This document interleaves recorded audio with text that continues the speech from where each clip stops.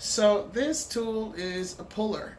It's specifically made to pull hard knobs off anything that seems to be stuck on from corrosion or grime.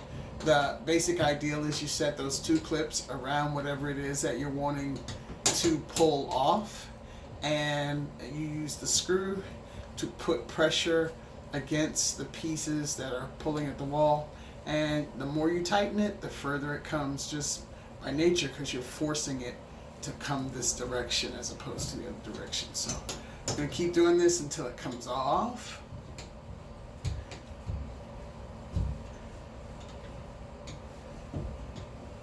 Turn, turn, turn, turn. When it starts getting really hard to turn, that's the pop. Right? Yep, and it's off. Oh no, no water. Okay.